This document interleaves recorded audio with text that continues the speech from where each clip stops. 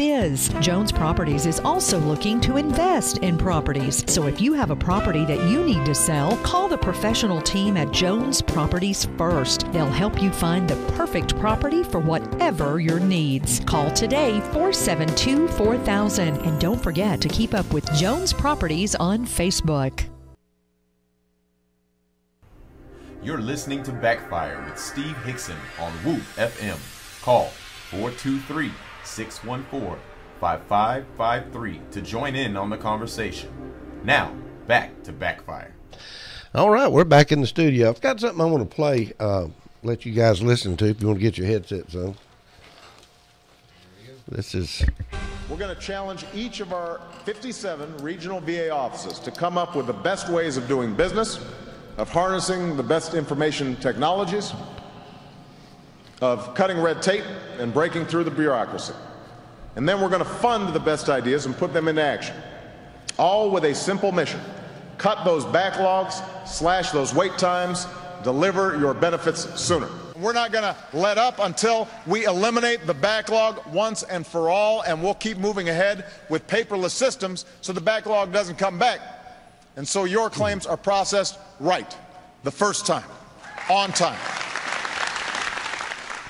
All right, that was President Obama. The first time he spoke was 2008, talking about what he was going to do to the VA hospitals to try to improve them. That last speech was from 2013. Right now we've got the VA hospitals that have really got a mess going, and well, we're up to 5 VA centers now that have been accused of basically lying and submitting false paperwork to cover the fact that veterans are not only waiting too long, but according to one of the doctors that actually came forward, probably dying because of this. You know, I've got to ask y'all this. We can't run VA hospitals. How can we run the rest of these hospitals under Obamacare? You can't. This is what you'll get. This is a perfect What other reflection. hospitals are we trying to run? You're going to run all of them. No, we're not. This is where government health care will take us. This is a perfect That's a reflection. good example of government health care, I think. First of all, Obamacare has no similarities whatsoever with Virginia, the VA system. first state to release post-Obamacare premium proposals, rate hikes for all. Insurer and Obamacare customers must break their choice habit. Colorado Obamacare director, which is losing money, gets a $14,000 bonus and a 2.5% cost of living raise. That's government health care. This is the kind of treatment you'll get. The fact is, well, I don't know which topic we're on right now. Which one do you want to talk about? Well, every time... No, we can do either one of them. Well, let me keep going. They're the same topic. No, they're not. No, they're not even close. Let me keep going. I want to tie all this together. We just had something new just came out. I doubt if you've heard about it, but there's been fraud reported in Obamacare now. Really? Yep. You're going to hear about this today. Employees at the Obamacare Processing Center in Missouri with a contract worth $1.2 billion are sitting on their fannies doing nothing. Their goals are to set a process 2 applications per month, with some people that are not even able to do that. The facility in Wentzville, Wentzville, is operated by Serco. Serco, a company owned by a British firm that was awarded a $1.2 billion paper applications for coverage under the law, according to the Washington Post. The whistleblower employee told the station that weeks can pass without data entry workers receiving any applications. Reporting spend their days, they have to start at their computers, and then they're told to hit the refresh button every 10 minutes. Not before 10 minutes, but every 10 minutes to hit their refresh button. The employee accused Serco of attempting to conceal the lack of work as it continues to hire employees for this company in Oklahoma. The employee said Serco is compensated for each worker it hires.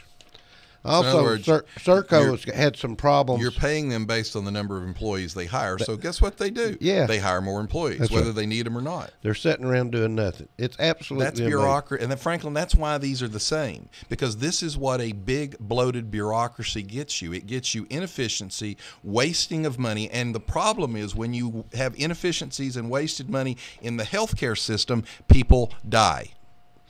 I know when TennCare was first established, and I've said this before, but I was trying to put a program together to find the people that did not qualify for TennCare, that were coming across state lines and applying for TennCare.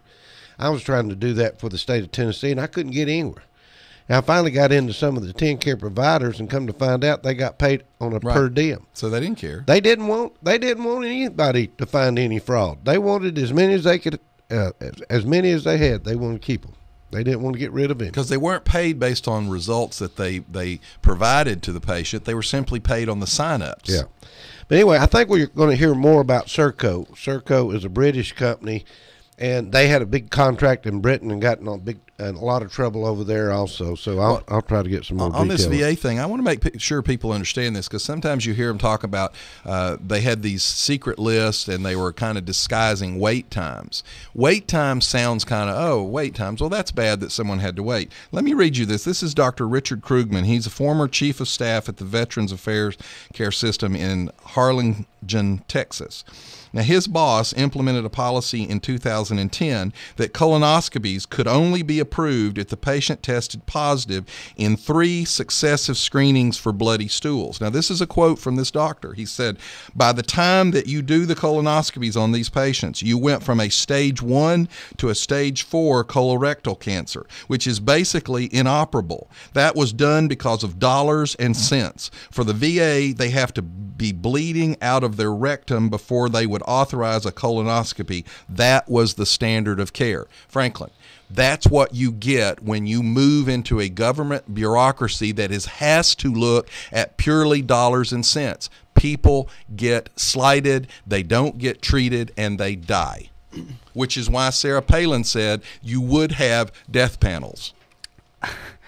Once again, there is no connection between this legitimate issue at the VA and what's happening with Obamacare. It's what There will is no happen. It's connection. not what's happening, No, what it's will happen. not. Franklin? Obamacare does not own hospitals. It doesn't run hospitals. It's gonna it close doesn't some. own doctors. It's It gonna doesn't close some employ of them. All doctors. right, well, let me It's gonna explain close. this to you. One of the gonna arguments... keep some of one them open that are it's closing not. now No, without it's it. not.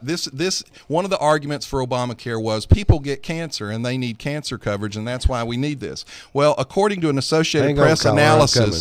just 4 of the 19 top comprehensive cancer centers are covered by the Obamacare exchange plans in all the states. 4 out of 19 cancer centers all are the states. in all of the states. Okay. Out of the whole country, only 4 of the top 19 cancer centers are covered. This is one of the executives. He said, cost-focused patients shouldn't expect a wide array of choices for their health care. The other guy said, we have to break the choice habit that everyone has. We're all trying to break away from this fixation on open access and broad networks. You think now, John, that everybody's private insurance would have covered care at all 19 major cancer centers around the country? Franklin, before that? You think that's true? How did 19 major cancer centers get funded and built if no one covered it?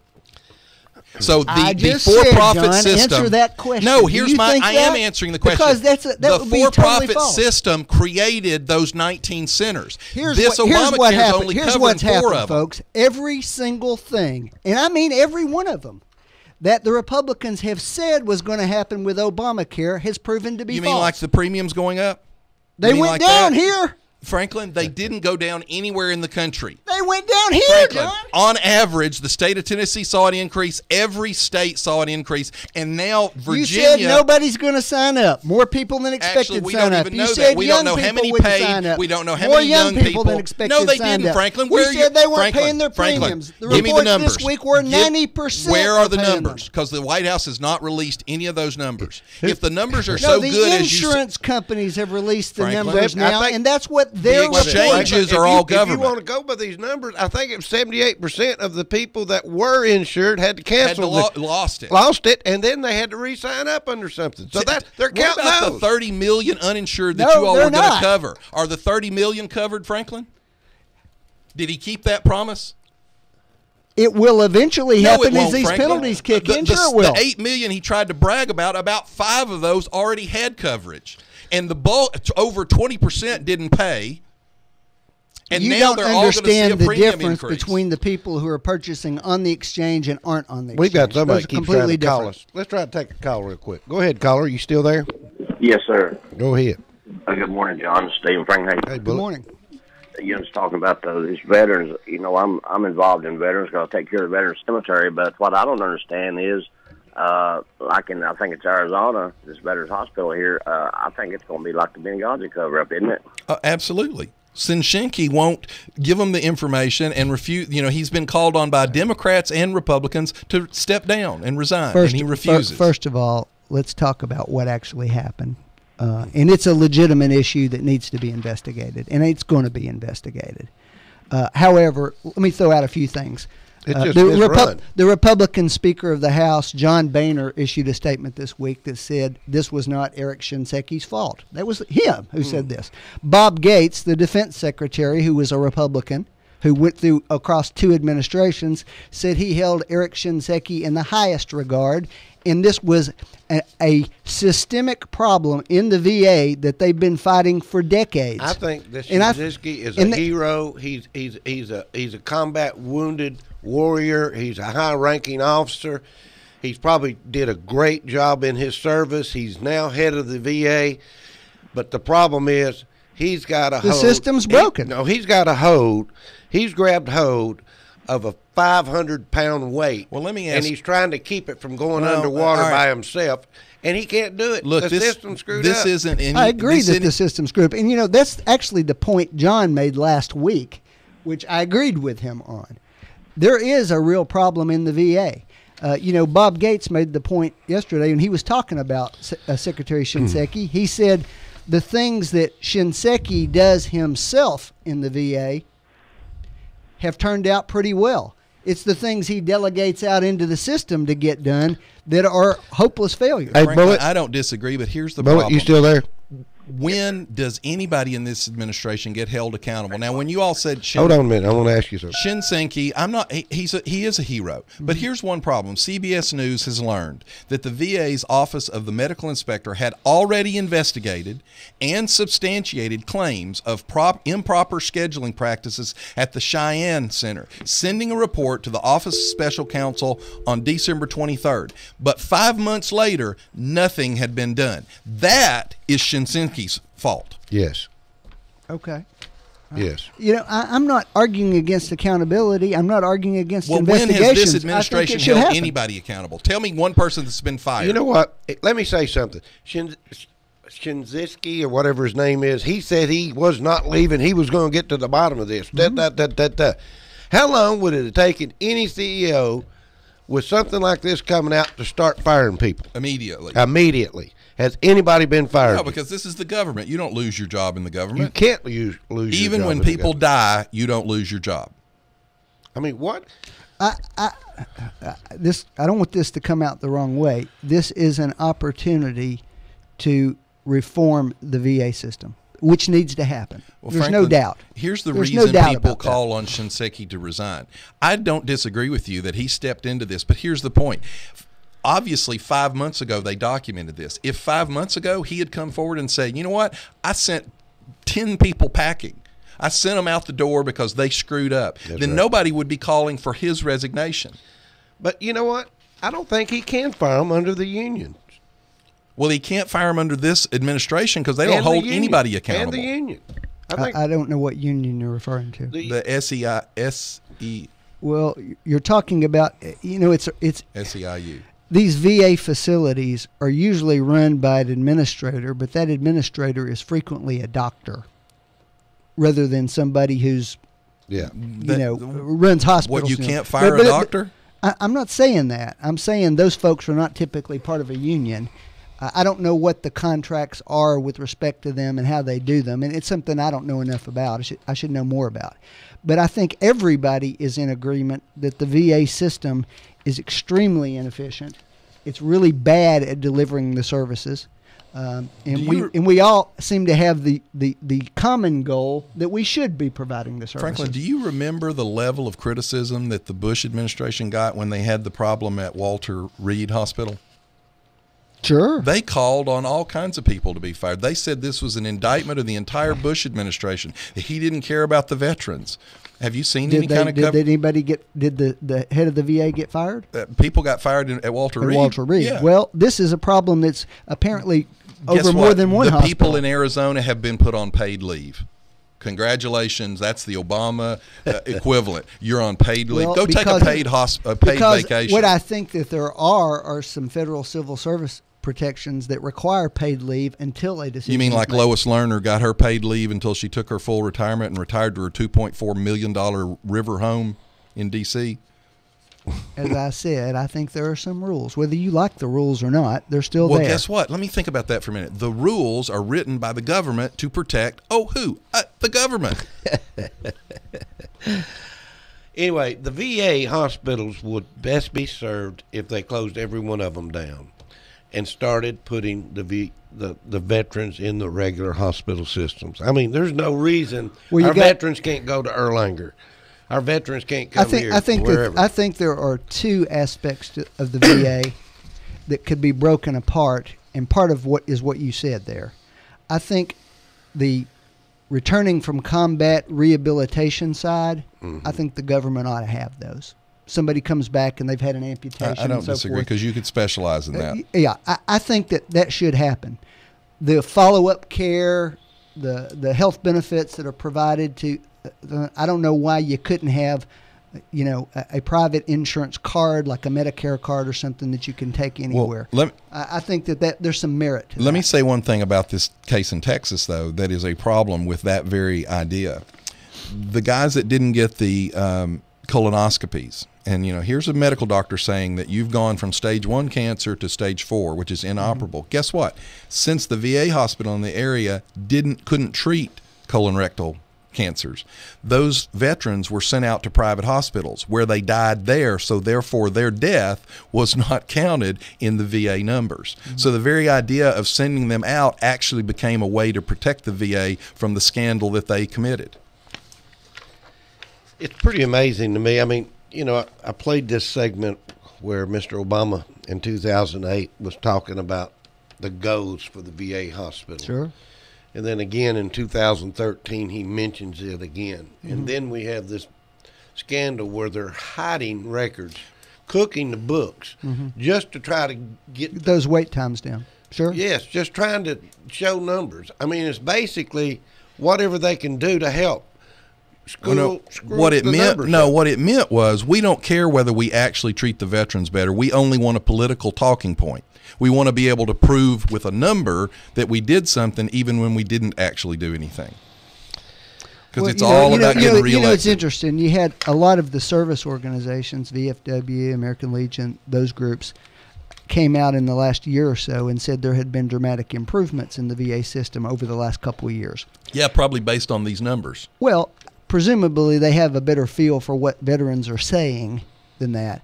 But that doesn't minimize at all the criticism that we're talking about today. Those, as I say, I fully support investigating this to the nth degree and coming up with some long-term solutions for it, because it's a problem. Now, I will say, this is not in defense of anybody. It's just an analysis of what's happening. We had a VA system 10, 12 years ago that had really morphed into just a healthcare delivery system. Colds and flus and other medical problems that came up, and then suddenly we have a huge influx of veterans who have combat injuries and so forth that we hadn't had to deal with in a long time. And I think we did a poor job of responding to that. But I think that's the practical example of what was actually happening. Well, the only problem I would have, Franklin, with the statement that you had VFWs and American Legion saying there had been an improvement, a lot of those comments were based on reports. Here's an actual quote from one of the emails that they obtained. Now, they're talking about changing wait times, like actually changing people's appointments. So it appeared that they got an appointment within 14 days. This is a quote. Yes, this is gaming the system a bit, because when we exceed the 14-day measure, the front office gets very upset, which doesn't help us. That's an actual email. The veterans hospitals, until just a few years ago, didn't even know how to bill an insurance claim. And then they got thrown into the loop of having to start billing just like a regular hospital. Well, I will tell you, this goes back to what I'm trying to say. This is the future of Obama's national health care if we continue down that road. Because let me give you another example. When we did Medicaid, and we haven't done Medicaid in the office since TennCare came along, because TennCare was such a disaster. But the forms were on dot matrix printers. Now, every other private insurance company in the country allowed you to print a form off of your regular computer, but you had to print dot matrix. It got to the point where you couldn't buy dot matrix printers anymore, but that was the only way you could submit a Medicaid form. That's government health care. That's the efficiency of the government for you. All right. Let's talk about Nicaragua. The kidnapping for just a minute. You mean Nigeria? Nigeria, I'm sorry. Where did I get Nicaragua? The kidnapping. It's my understanding some of the girls have escaped that were kidnapped. By the way, originally. folks, the girls are all Christians. Okay. Do you think the U.S. needs to get heavily involved in this? Well, it's what John McCain said yesterday. He said he wouldn't even wait for the president of the country to invite them in. He would have just sent troops. I can't go that far. It's my understanding they're wanting to trade for some of their prisoners. Well, I think we ought to do the trade, and then after we've done it, we'll know where they all are and just blow them up. Well, let me give y'all a little context to this. Now, don't get me wrong. I am glad that we've seen Hollywood and Washington take note of this. But there's a lot of things going on in context. We've sent all kinds of hashtags out. I hate to break it to anybody in Hollywood, but terrorists with AK-47s aren't really disturbed by hashtags a whole lot. I think the question is whether the heightened attention that those folks bring to the topic puts more economic pressure on companies who do business there. Well, that helps moderate the behavior. End of my point, though, Franklin. Were you aware that a few months ago they kidnapped 50 Christian boys and executed every one of them? Where was the White House then? Where was Hollywood then? There have been they killed genocides 50 small of this children. type taking place in southern Africa over the last 25 years at an astounding rate. Well, guess what? Remember, we actually went into Somalia over that, and that was supposedly a bad idea back then. I'm not saying we shouldn't intervene. I'm not saying we shouldn't help out, but it's a complicated thing. And do you really want to put more no, troops I'm not in saying there? that's the answer. I didn't get to finish my point. That's not my point. My point is this is Islam. This is a direct connection to the Quran. This is not a thug. He is quoting the Quran in justification, and U.S. Muslims groups just this past week refused to condemn them. Refused to give any of the quotes from the Quran that would refute his quotes justifying it. My understanding, these girls have been being kidnapped for years. They just haven't done this. There were 50 boys executed just a few months ago. It's a problem around the world right now. There is an international trade in young girls. That's a fact. It's not just there. Mm-hmm.